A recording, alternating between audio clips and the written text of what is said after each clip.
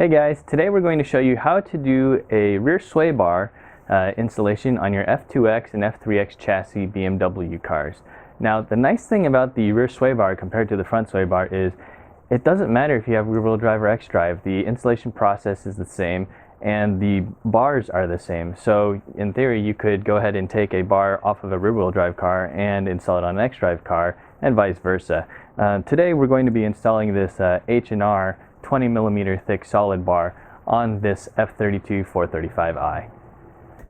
So before you put your car up in the air, you may want to undo a couple fasteners as shown here on this panel. Now this panel will have to come off, and if you have an F34, F36 or F31, there's an extra brace that goes and attaches here, and you can see that with the T60 bolt on the right. To the left there are two T30 fasteners, which all chassis have, and those are just taken out very easily. But depending on what kind of jack or lift system you may be using, it may be difficult to access these. So I'm showing you this here with my floor jack, but if I use my quick jack lift, it actually obstructs access to a couple of these screws. So you may want to do these while the car is on the ground. Additionally, the same applies when fastening these in the end. You may want to make sure that all of these holes are aligned before lowering the car, because if you torque everything else down on this brace and the T60 bolt hole isn't aligned with the brace, it can be very difficult to align those pieces once the car is on the ground. Alright, so I've got my car up in the air right now, and I'm just going to go ahead and start by taking off the wheel. So I'll take my 17mm and get these lug bolts off. Now for this last one, the wheel likes to tip over a little bit, so I just like supporting the bottom with a foot, and that will just keep the wheel from falling off when I loosen it. Okay, now I'll just grab it down at the bottom and at the top and pull the wheel straight off. Next I'm going to take an E12 socket and I'm going to undo the three bolts at the top mount.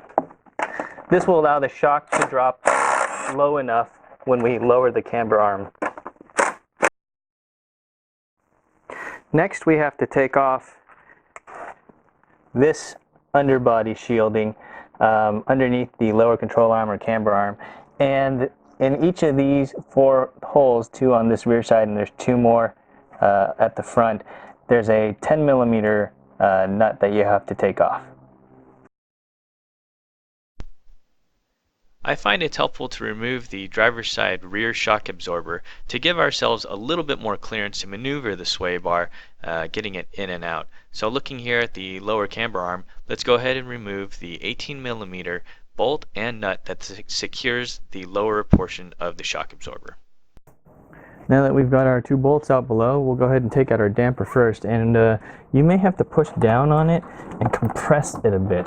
So I'm pushing the top down, compressing it, and I'm trying to hold it so that I can lift it up and out. Next we have to disconnect the rear sway bar from its end link, and on the back side of it here there's a 16mm lock nut. And then you'll also need to get a T30 Torx to counterhold the threaded stud that's on the end link. However, when you're just doing the initial brake torque, you usually don't need to counterhold it.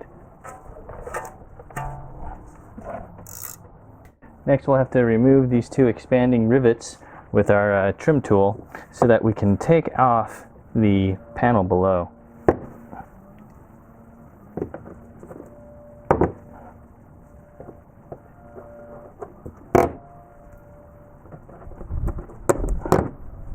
In addition to the two screws that we removed earlier, there's also an 8mm screw under here that we need to take out in order to be able to remove that panel. So we'll go ahead and do that and get the panel off on both sides of the car. To finish removing that panel, we'll have to use our trim tool again and remove these two expanding rivets. Then we can finally take that panel out of the car. Next we'll want to remove this main chassis brace along with its associated bracing. And there are 6 bolts on this plate, which are T50 Torx. And if you follow the legs of this to either end, you're going to see that we have a T60 bolt. So here we are looking at the underside of my F31, and if you'll notice, I've got a bit more bracing under here than the F32 we showed on. So the F31, F34, and F36 has this additional cross bracing going to this single point up here in the rear. So that is an additional brace that we will have to remove after you unbolt the same one as the F32. Midway down this extra bracing, there's a 13mm bolt also securing it.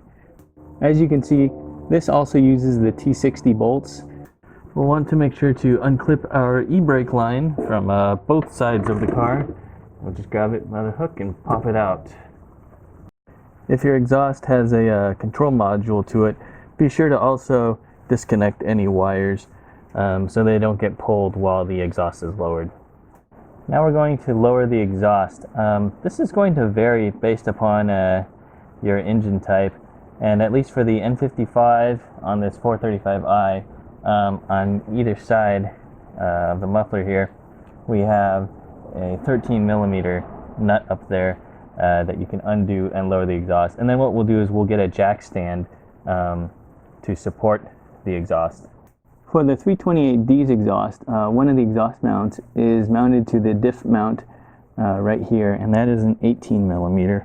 And when this gets resecured, that will get set to 45 Newton meters or 33 foot-pounds. Okay, now that we have our exhaust dropped and supported, we're going to go back under the car, and we're going to work our way up over here, kind of where you see this split in the heat shields. And our goal here is to undo the various 10mm plastic nuts, as well as these 10mm metal like nuts with flat face washers on them, so that we can actually pull these heat shielding panels apart. And the configuration of the plastic nuts and metal nuts along this heat shield, it will vary by model. If you have a 328D, there are some sensors that you can see going into the exhaust here that will need to be removed so that we can manipulate the heat shielding and move it forward. And these two sensors use a 22 and 24mm wrench to take them out, and later they will get torqued to 50 Newton meters or 37 foot-pounds to reinstall them. Alright, so I've released all of those 10mm metal and plastic nuts that hold this heat shield in place. And so now what this allows me to do is this allows me to take it apart here and slide it back. And we don't need to slide it back very much, just enough, because the ultimate goal is to expose this center support bearing piece up here. So this center support bearing piece has two 13mm bolts holding it up, and this supports the drive shaft. If you do not loosen this piece, allowing the drive shaft to drop, you will not be able to lower the rear subframe enough to maneuver the old bar out and new bar in. So we're going to undo those, and then we can go ahead to all the parts to drop the subframe. Alright, going under the car on the side here, we have this front subframe assembly, and if you'll look to the left a little bit towards the front of the car, we have two E14 bolts, so we're going to remove those. So now we're going to place the jack on the differential, and this is what we'll use to raise and lower the subframe. If you look at the bottom of the differential, there's a nice big flat spot right here. So this is where I'm going to aim to put the jack. You want to make sure not to place the jack on this like lighter metal cover over here, because this can shear off. So definitely place it on the main body of the differential, preferably in the larger flat section, so your jack has the most stability. Now that we have the rear subframe supported, we can go ahead and start undoing the subframe bolts. So to start, we're going to look at the rearmost subframe bolts here, and we don't want to remove them all the way, but you do want to take them out. Go ahead and take them out all the way first, and then thread them back in. And we want to leave the rearmost bolts threaded in so that the subframe can stay aligned. If you take all 4 out and lower the subframe, it can be a bit difficult to realign everything when putting it back up. Now that we've done our rear subframe bolts, we can go ahead and remove the front subframe bolts, which are nestled deep inside of this little pocket over here on this bracket. And just like the rear ones, these are also E18.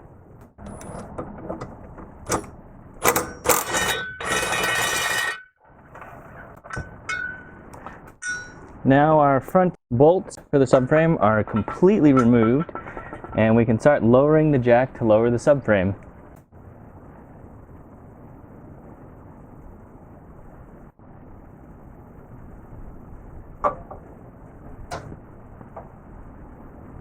Now we can undo the original sway bars brackets with the 2 E12 torque screws on either side.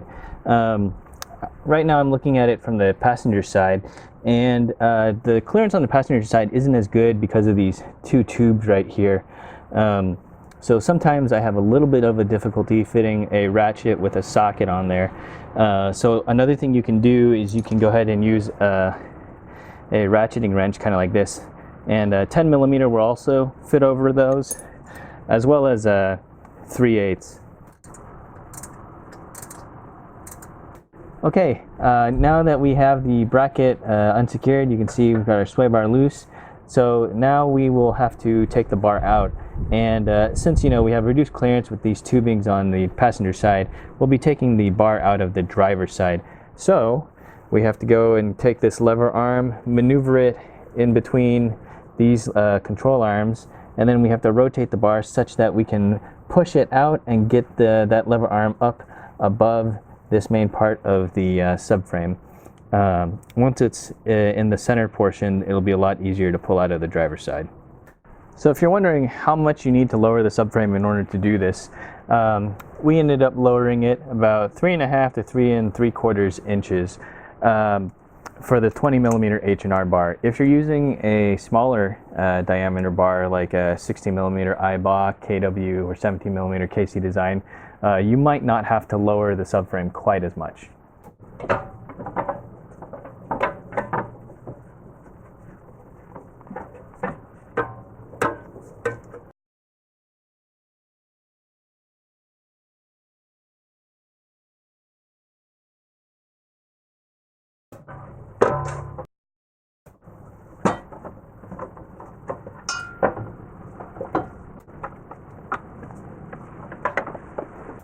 Okay, now we're going to go ahead and put the H&R bar in, and we're going to slide it into the center portion, and then I'm going to angle it back on the driver's side. So I'm going to move the arm towards the rear of the car on the driver's side, which will allow me to kind of clear the subframe right there, as you can see the bar coming through, and push it over to the other side.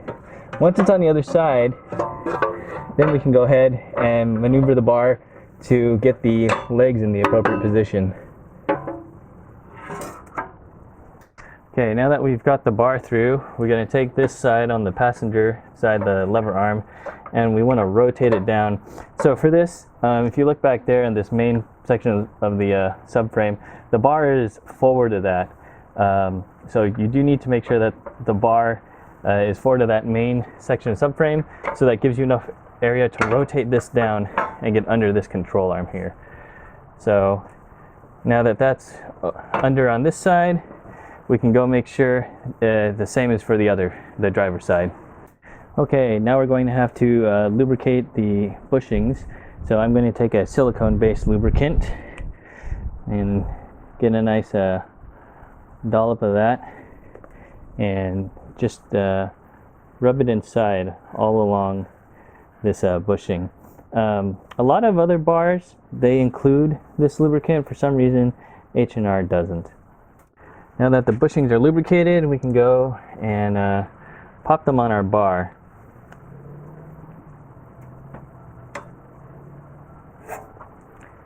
And then we'll take the bracket and place it over. Now we can go ahead and put these E12 bolts back in, and these will get torqued to 28 Newton meters or 20.65 foot-pounds. Now that our bar is in place and the brackets and bushings are secured, we can go ahead and raise our subframe back up.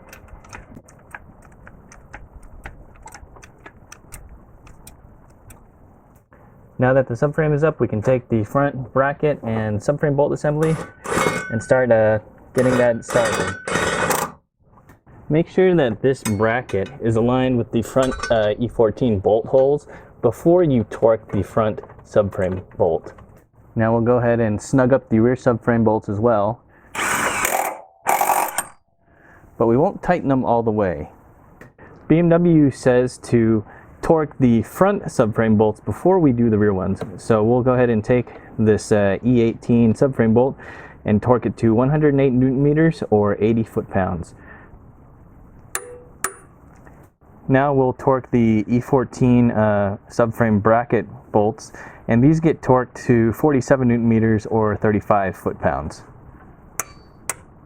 Now we'll torque the rear subframe E18 bolts also to 108 Newton meters or 80 foot-pounds. With the subframe all bolted up and torqued, we can now lower our jack and take it out. Now we can take the 13 millimeter bolts in the center support bracket and get that bolted back up. And then these will get torqued to 19 Newton meters or 14 foot-pounds. Now we can take this heat shielding and slide it back up towards the front of the car. And the heat shield in front goes underneath the other various panels up here.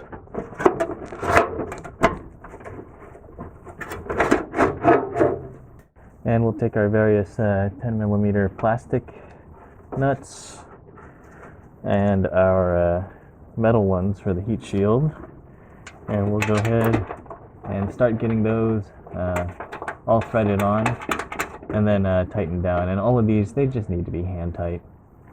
Now we can put the exhaust back up, and we'll make sure to get this bracket on its stud. There we go. And then we can go ahead and put the 13 millimeter nuts back on and torque them to 19 Newton meters or 14 foot-pounds. And don't forget to plug in any connectors if you have them.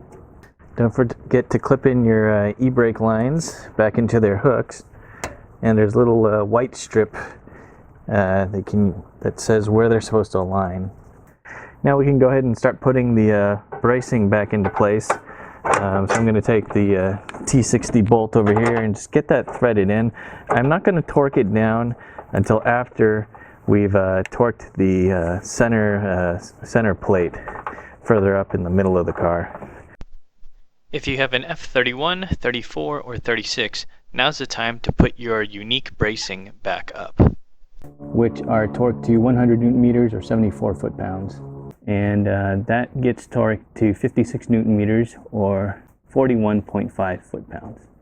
Now we'll put the 6 T50 screws into the center stiffening plate, and these will get torqued to 21 Newton meters or 15.5 foot-pounds. Now we can finish tightening up these T60 bolts, which get torqued to 100 Newton meters or 75 foot-pounds. Now we can put the damper back into the car, and you may need to push down and compress it to make it shorter so that it's easier to grab and maneuver inside. You'll want to put the bolt and 18 millimeter nut back in and torque those to 100 Newton meters or 75 foot-pounds. One of the things you'll notice in this picture is I have my jack supporting the lower camber arm all the way up because BMW recommends torquing this bolt when it's at the normal position, or rather when it's the suspension is loaded. So since we're not putting the car on the ground, we can use a jack to raise up the suspension so that it's loaded and in the normal position. Don't forget to fasten your top mount. And then these get torqued to 28 Newton meters or 20.65 foot-pounds. Now we're going to install this panel back on. So there's two catches for it to slide in the front, and then also you need to align the holes over here for these plastic expanding rivets, which you're also going to reinstall. Don't forget the 8mm screw. It has to go from the underside. And then also the two expanding rivets that secure it to the wheel well liner. Now we can put our end links into the hole of our new sway bar and then put the 16mm nut back on.